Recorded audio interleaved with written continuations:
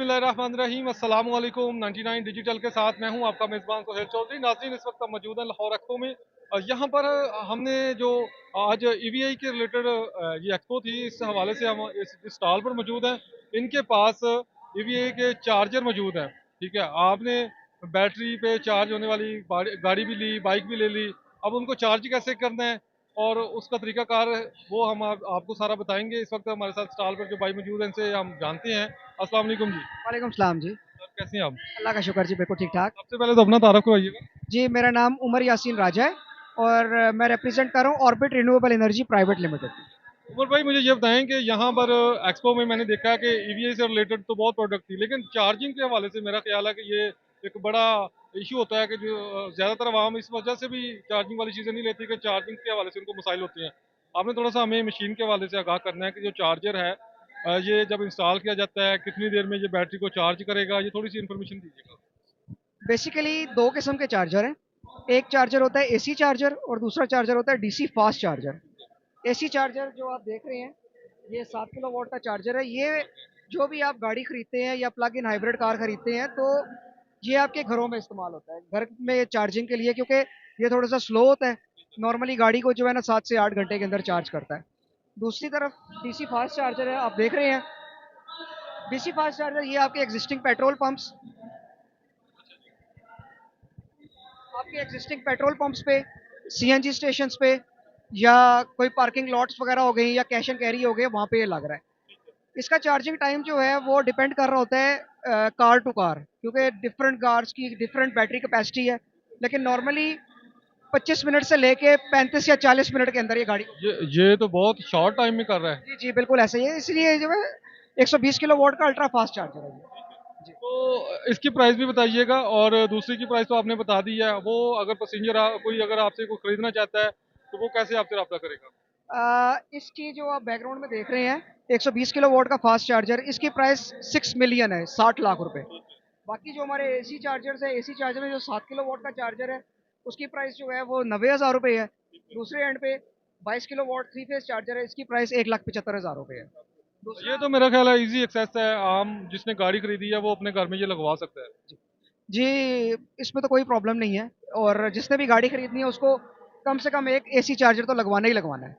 और DC charger obviously एक commercial charger है बिजनेस पर्पस के लिए, तो ये ज़्यादातर पेट्रोल पंप्स या सीएनजी स्टेशन पे ही लग रहा है।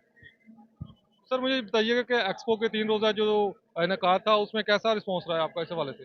काफ़ी अच्छा रिस्पॉन्स रहा। वो एक अलग बात है कि थोड़ा सा बारिश ने जो है ना इसको डिस्टर्ब किया, लेकिन स्टिल जो है ना काफ़ी फ़ायदेमंद रहा।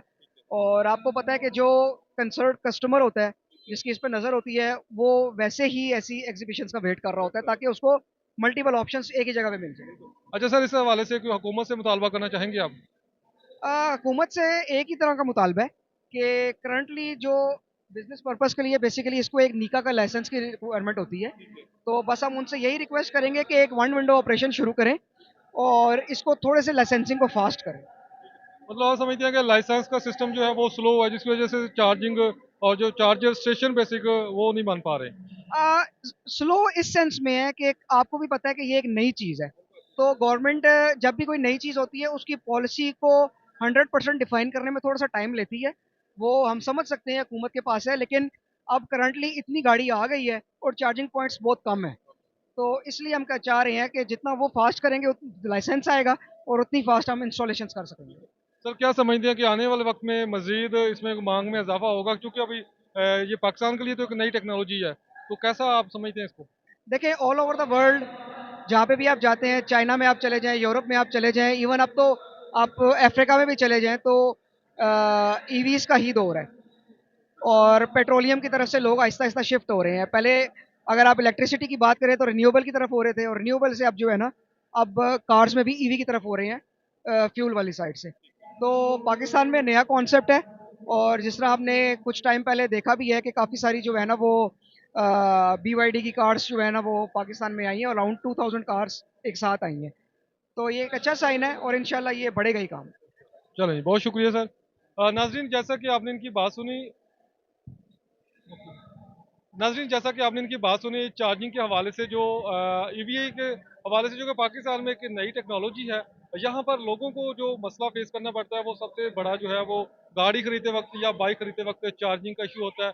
तो इन भाई साहब ने वो मसला तो आपका हल कर दिया। अब आप गाड़ी खरीदें या बाइक खरीदें, आपको चार्जिंग का कोई मसला नहीं होने वाला, चूँकि इनके पास जो घर में लगने वाला चार्जर है, वो भी इन्होंने दिखा दिए। ठीक है, ये 2 मुख्तलिफ कैटेगरी के, एक 90,000 में और एक 1 लाख समथिंग में है।